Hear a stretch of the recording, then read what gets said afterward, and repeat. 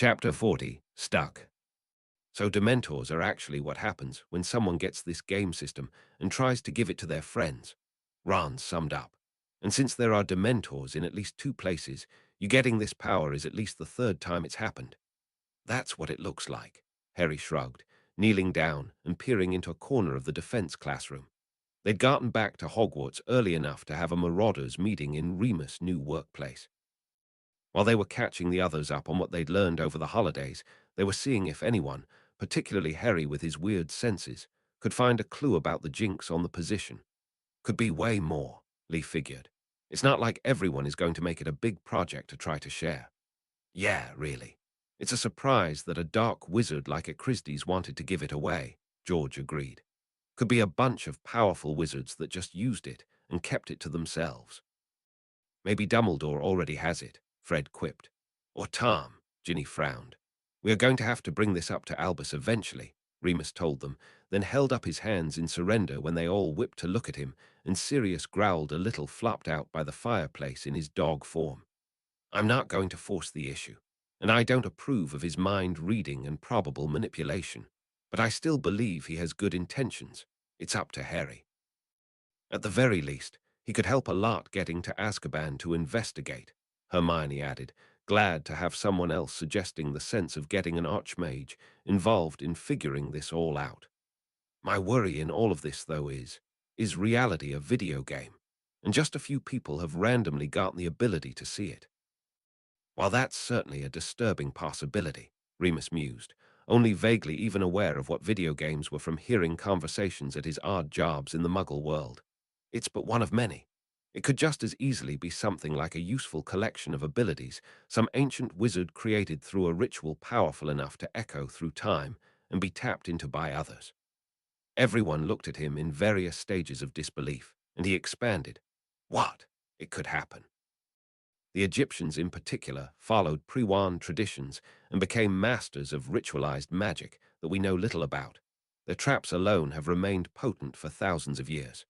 George agreed. That's what Bill is up to, curse-breaking in Egypt.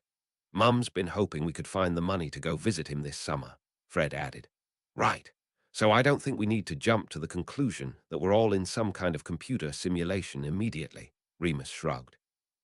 The conversation hit a lull for a few minutes as wizard minds that had never even considered that reality might be an alien intelligence's video game tried to work through the various implications, mostly deciding that it would, indeed, make more sense to them if some Egyptian wizard priest had figured out a cool way to store his luggage and find his way around. I know you like to complete quests. Ron changed the subject, trying to figure out how to broach the difficult topic, finally just landing on, but could you just not do this one? What if it Christie's turned into a Dementor? Harry asked. We don't know if it's just the people he gave it to. He thought about it for another second before adding, and maybe we could figure out how to get rid of all of them. They're wrong. I'm worried that it's a main quest, Hermione said. The last one was a warning about the basilisk. Maybe we only have a few months for this one, too, before something bad happens. One thing we can do in the meantime, Remus suggested, is try to teach you the Patronus charm. It's normally a Newt-level spell, but with your advanced skills, you might be able to learn it. That's the only spell that works on Dementors, Hermione nodded. At least that we know of. The best defense learned defense spells. Oh Patronus charm, oh shield charm, oh stunning spell, can you teach me to shield and stun, too? Harry asked, reading the quest text.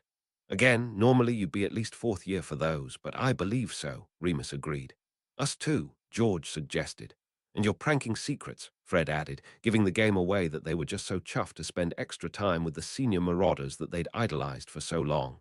And me, Hermione said, eager for the challenge. This is advanced material, Remus warned them.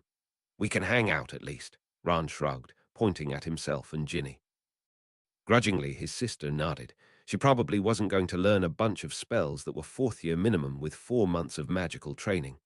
John had mentioned wanting to keep up with the dueling club, Remus mused. Perhaps we could couch it as lessons for that, and he can help. Dawlish is sticking around, Harry asked. Albus seemed surprised as well, and possibly not altogether pleased. The werewolf shrugged. It seems that, even without the Dementors, he's still tasked to stay in residence and watch out for signs of Sirius Black.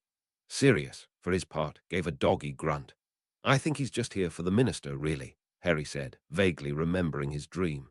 He's spying. Certainly explains why Albus might not be amused, Remus said. I admit to not keeping up with politics as much as I probably should. I don't think Harry is going to find anything. Hermione changed the subject. Only the headmaster must have already been over the classroom for runes and such, and has this even always been the defense classroom? They must have tried moving it. It was in a different room for a few years when we were in school, Remus remembered. Sirius barked in agreement as well. He could probably get away with being in human form with Harry watching the map for visitors, but it seemed like a lot of risk, and he was enjoying getting to just relax by the fire. And the quest says researcher Jinx on the position, Harry added. More library time, Ron asked. More library time, Hermione agreed. But first, bedtime, Fred yawned. Classes again tomorrow, George nodded. Ginny had defense on Monday, but the second years didn't have Remus until Tuesday morning, and the twins and Lee would have to wait all the way until Thursday. Without Dawlish's months as defense professor, the students would have been blown away by the quality of the instruction. As it was, they were merely impressed. I shan't be unleashing creatures on you, at least at second year, Remus said, after introducing himself to Harry's class. I understand there was a bit of a problem with pixies. The class laughed at the joke, but looked in interest at the various cages around the room. Toward the end of the holidays, they'd realized that Grimmauld Place provided an ideal set of practical exercises, and they'd managed to capture the boggart, several Darksies, and a few other magical pests from various rooms in the house. Remus had grand plans to use them in his lessons. The cabinet they'd stored the boggart in thumped menacingly from the corner of the room, but remained securely locked. I would like to turn your attention to them, however, as there are quite a few magical creatures that you are likely to encounter in seemingly safe locations, and it is good to know how to defend yourselves. Are we doing any dueling? Seamus asked, barely raising his hand. Dawlish had us doing a lot of that. Absolutely, Remus acknowledged, but in moderation. We will also be maintaining the dueling club so we can focus on the larger curriculum in class. Overall, after an informative lecture on Darksies, managing to deflect any questions about why he had so many recent stories about fighting them, even Seamus had to admit that it was going to be a good class. Remus seemed strangely at ease in the classroom, and for all that he was a classic academic that would be at home in a tweed blazer, his easygoing nature and quick wit kept his lectures from becoming stuffy. Unfortunately, the first week of classes saw Remus' affable teaching style grow more forced as the full moon approached on that Friday. It was all he could do to remain pleasant in class, so he definitely didn't have the energy for evening tutoring. At least for his first full moon as defense professor, he'd have the whole weekend to recover. Do we have time to brew you the wolfsbane? Harry asked, when they finally realized on Thursday nights why he didn't want to meet in the evenings later in the week. Fortunately, Severus is providing it for me. Sirius growled at that pronouncement, but Remus cautioned. He has every reason to make sure I'm as safe as possible on the moon. I understand he offered to brew it himself as soon as he found out I was hired. He thought for a moment before admitting, and that he couldn't convince Albus to rescind the offer. Harry nodded thoughtfully. At some point over his months of conversations with Remus and Sirius, he put together that a large part of Snape's problem with them all was that he'd almost gotten killed finding out Remus was a werewolf back in their school days. It was probably the time James Potter had saved his life, that Dumbledore had alluded to, and Harry was becoming mature enough to realize that the headmaster had been putting a very weird slant on that encounter. It would be like if Malfoy tried to kill Harry and one of the other Slytherins decided at the last second to save him. He'd still probably be pretty angry about the whole thing rather than grateful. We should still pick a place to make polyjuice, Harry finally suggested. And we could still figure out how to make wolfsbane in case Snape decides to be a jerk, Fred figured. Maybe we can figure out how to improve it, or at least get it to do something else interesting, George added. You have a place we can use, Harry checked. Tough ask, George cautioned. We think Filch is on to the collapsed tunnel we were using, Fred agreed. I was thinking about using Myrtle's bathroom, Hermione mused, but I guess someone might go in there sometimes just to check to make sure the chamber is still closed. And it's unsanitary, George figured. Plus, there might be questions if a bunch of blokes went in and out all the time, Fred concluded. And I don't think Gloria would like my cover of chatting up Myrtle, Lee grinned. We could go down to the chamber itself, Ron suggested. Only Harry can get it open, or Ginny. His sister shook her head. I don't think I know how to any more without the diary, and I don't want to. Do you understand this? Harry asked in parcel tongue. Just hissing, thank Merlin. She gave a slight smile, glad of the proof that no fragments of Tom were left in her head. Anyway, I think Dawlish and Dumbledore have been exploring down there, Harry finally answered Ron's question. They've asked me to let them in a few times. They'd probably notice if a potions lab got set up. What about the other space up on our floor? Hermione realized. It would be easy for us to get to, and these two never even found out what was in there. True, Remus agreed, when Harry pulled out the physical Marauders map and showed the area they meant. The best we could figure was that it was Albus' private bathroom or something, since it's close to his office. Maybe between Harry's abilities and Sirius knows, we can figure it out this weekend, while you're recovering, Hermione suggested. As she did, a new quest popped up into Harry's view, and he wondered why it had taken that long, since they'd been looking into it months earlier. Surplus to requirements, find out how to enter the hidden room. Chapter 41, Narc. Maybe we should just go up on the roof, Ron complained. They'd spent all morning Saturday wandering around the unmapped space on the 7th floor pushing bricks, trying to tilt torch sconces, looking for hidden runes, and casting what detection spells they knew. A hidden door had yet to make itself known, and they were all getting kind of sick of being looked at by Barnabas the Barmy from his tapestry, where he was trying to teach trolls to taptons. Hermione disagreed. I think it's more likely that this is something Rowan a Ravenclaw or Godric Gryffindor hid here, just as Salazar Slytherin hid the chamber. So we may not even be able to get in if we can't give a password in some magic only they had. Harry figured.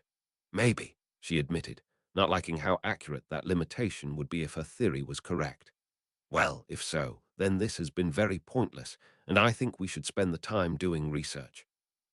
The twins and Lee had already given up, having already devoted quite some time trying to figure out the empty space in previous years when they'd noticed the hole on the map.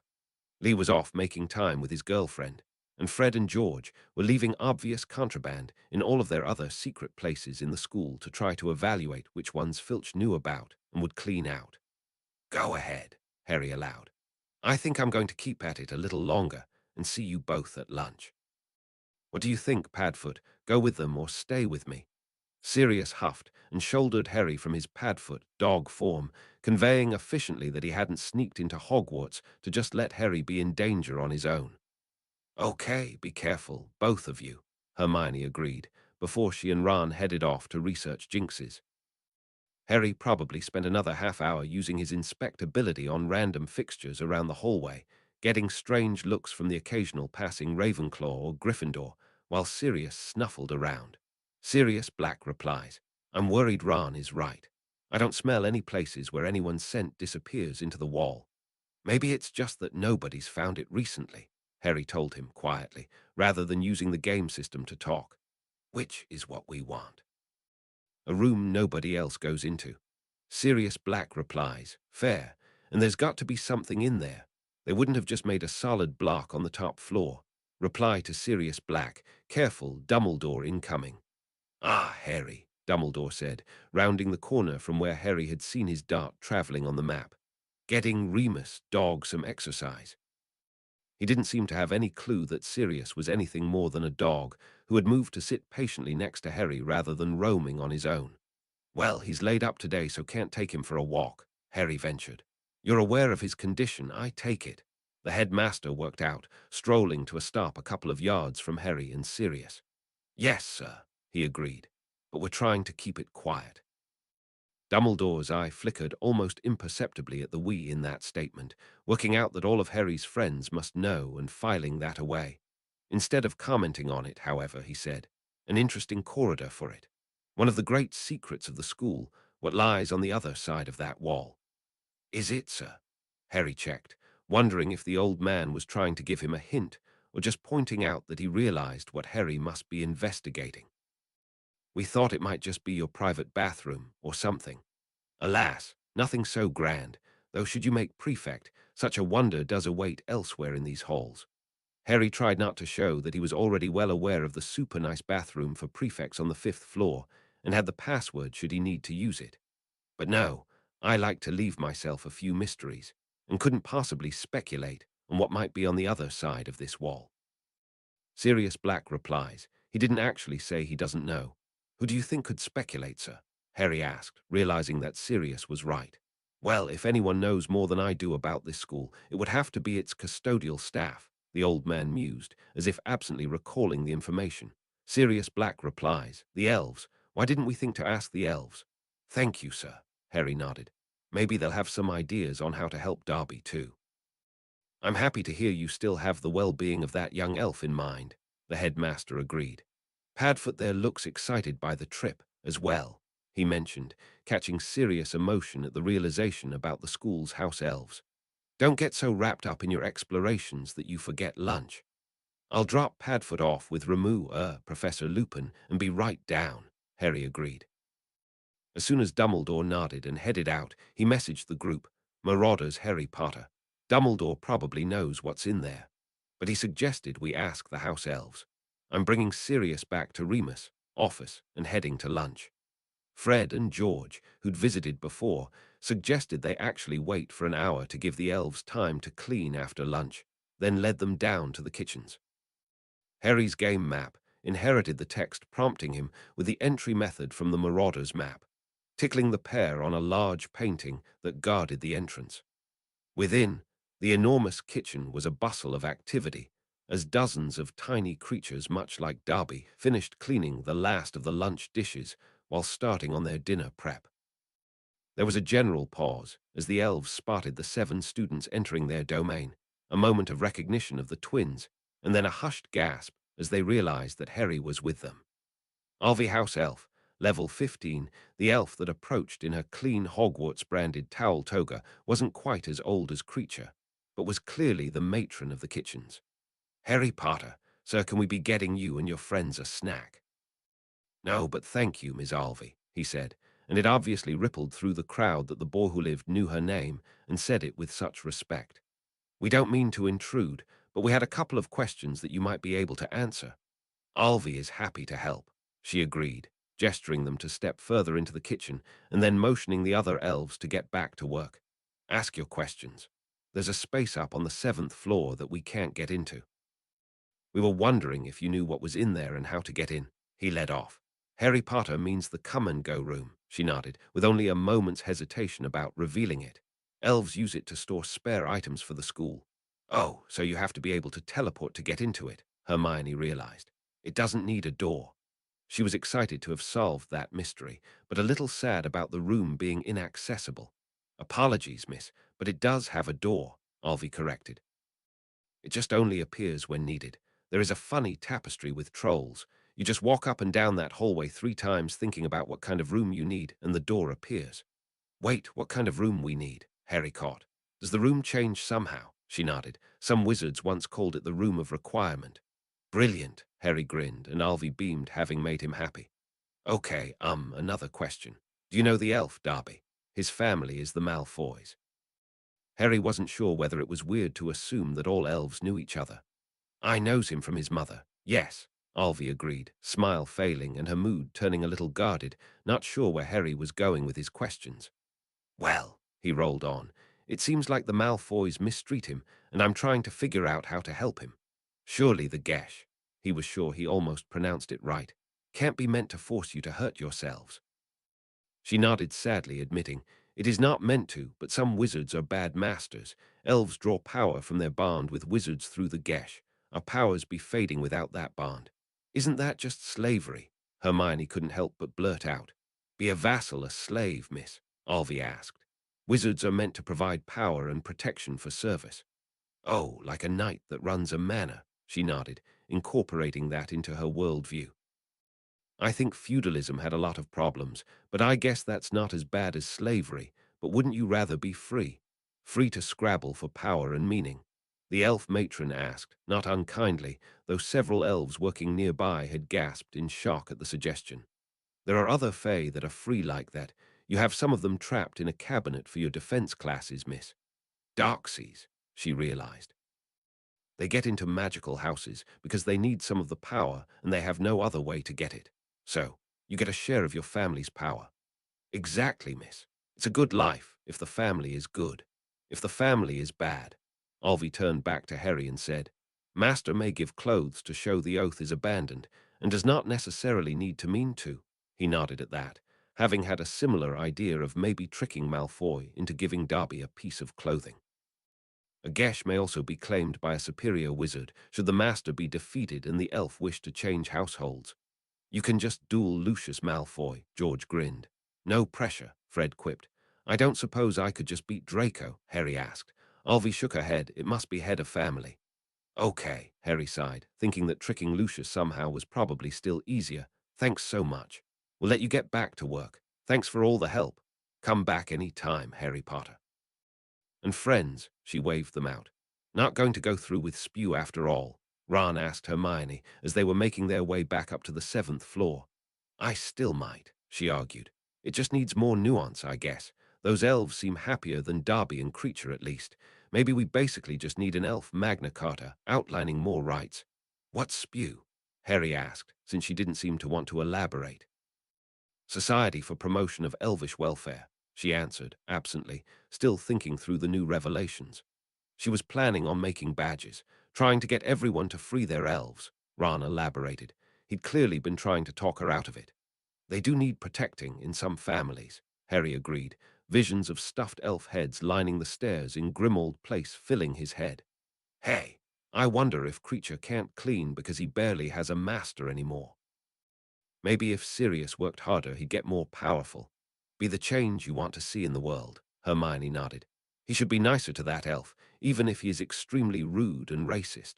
The corridor was clear when they got back up to the tapestry of the dancing trolls, and Harry announced, Okay, everyone hang back for a moment. 3 times. He began to walk down the length of the tapestry and back, saying, I need a place to brew potions. I need a place to brew potions. I need a place to brew potions. As he finished his 3rd trip, the surplus to requirements quest completed, a door appeared, and the marauders stepped forward to check out what they'd managed to discover. Chapter 42. Sort. The room was a potions lab.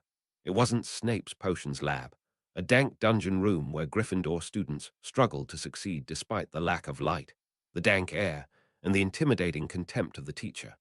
It was what Harry had been hoping for in his innermost desires. It was brightly lit from overhead panels that resembled fluorescent lights despite being in the electricity-free school. It had high ceilings and recessed exhaust extraction to keep the air clear of smoke and potions fumes. Rather than a row of tables facing a disapproving professor, there were simply a few stations spaced around the walls with lots of room to work, and the cauldrons and beakers already ready for inputs. But as the rest of the marauders walked in and began to appreciate the space, Harry's gaze was locked onto what it was doing to his user interface. The first thing Harry noticed was that his map had filled in within the previously empty space. But it hadn't just created the simple, classroom-sized lab that was currently present. Instead, the area had gone from a simple fog of war to a complicated hash mark. It was diagonal stripes instead of clouds. The map didn't seem inclined to display what was in there, in case it was anything. If he wound up asking for any maze-like set of rooms, presumably his map wouldn't be any help navigating it. The only way he could be sure it was tracking the space at all was his friend's darts floating atop the crosshatch section. Of course, the second thing was the new user-configurable space text that had appeared under his map. As he considered it, it expanded downwards into a whole new pane. User-configurable space simulating workshop for crafting potions door. Default. Security. Default options. Bright lighting saved as.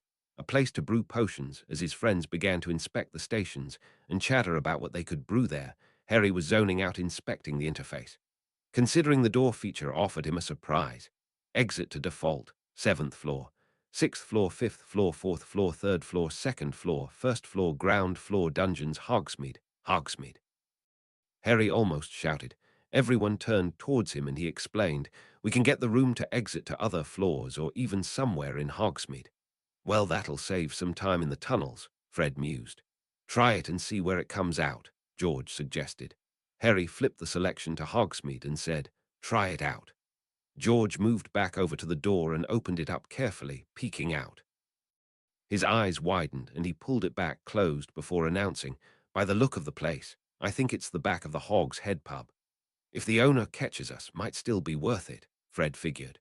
Harry flipped the door back to the 7th floor before consulting the security option. Room access default anyone, door hidden, can be summoned. Lock configuration to current users. I can hide the door or lock it to current users, which I guess is us, Harry explained. "I wonder if that's just while we're in here." He switched it to locked, regardless. Seemed like it would keep anyone else from stumbling on them. The options list was a huge pain of its own. He toggled on a couple of random features, adding targeting dummies and toilets. Straw dummies rose up along one of the walls that didn't have a potions station, and between two of the stations, a door morphed into existence, presumably leading to a bathroom. Next, he considered the potions entry. Workshop-type potions, current, enchantment spells, plants, automobiles, wood, food, locks, clockwork. Huh, that's a weird list of things we can craft in here, Harry mused, surprised by automobiles being an option, but some more obvious castle-type crafts being missing. But then he opened his character sheet and realized, oh, I guess I can only switch it to a workshop for things I know how to craft. Maybe if I learned other crafting skills, they'd be options too. I guess I don't even know what I'd do with a blacksmith forge or anything. By this point, most of his friends were just standing around watching him while he messed around with the menus, for all that it just looked like being zoned out in place, eyes darting at nothing. Hermione had still been poking at the potion stations, but gave a surprised eep when Harry switched it to plants. The potion stations suddenly fell away as if the floor had become intangible. As soon as they were gone, they were replaced by sturdy tables with containers of potting soil, pots to put it in, and a shelf of common herbology tools. They simply slid out of the walls. Oh wow, there are so many options for base room type, Harry realized, flipping through the options that had shown up when he considered workshop. Like a crazy amount of options. Who wants this to be a beach? How would that even? Hermione began, then shrugged and said, "Sure. You must exit the space to change its type." "Ah, looks like we can't change it that much while we're still in here," Harry explained. "At least there are some considerations for physics," Hermione huffed. "Let's go to the beach," Ron ordered, already waiting at the door to shoo them out. As Harry exited, another prompt asked, "Save changes to a place to brew potions." "No, it's fine," Harry thought to the interface. He didn't want people in the future trying to get a place to brew potions and wondering why they'd stumbled into a herbology room. Once they were all out of the room and the door closed, it disappeared. "Or do we have to walk up and down the hall?" Ron asked. "No," Harry said, as he realized his control pane was still present but had changed slightly. User configurable space simulate beach of type Scottish seaside door. Default. Security. Default options. Summer or choose previously saved option. "I think I just have to activate it as a beach. Do we want one that's like the Scottish seaside in summer?" "No, thank you," Ginny objected. "Can it do the south of France?" "Agreed," Hermione chimed in. "It can," Harry confirmed. "Let me just look at the previously saved options first. Public rooms, a place to brew potions, a toilet, a dueling room, a place to store the mirror, a room we can portkey from, a safe place to sleep, the room of hidden things. Oh, weird. It doesn't look like many people have found this over the years, or maybe it only saves some of the previous options. It looks like most of these are just exactly what people asked for, without 'I need' in front. But one of them is capitalized. What's the room of hidden things?" The door reappeared in the wall as soon as he asked that, his game system taking that as a selection. "Beach." Ron crowed, not having kept up with Harry's narration, and pushing the door open into a place that was manifestly not a simulation of the southern French coast. "What?" Harry peeked in after Ron, seeing that the space was now like the inside of a cathedral, the floor covered in mountainous drifts of random objects, almost a cityscape of abandoned furniture and other objects. "I think this is the room with the hidden things," he explained. I wonder if this many people found the room over the years to hide things, or maybe this is just where the elves store spare furniture and stuff. Think of the contraband, Fred realized, shoving in after his little brother. Centuries of it, George agreed, right behind him. But I wanted to go to the beach, Ron complained, as everyone pushed past him into the cavernous space. We can always do that later, Hermione consoled him, absently, fixated on all the books that she realized were haphazardly spread amongst the furniture. Harry was glancing at the settings for this immense room. User configurable space simulating warehouse for storing everything door. Default. Security. Default options. Cathedral ceilings. Sunlight. Extra space saved as.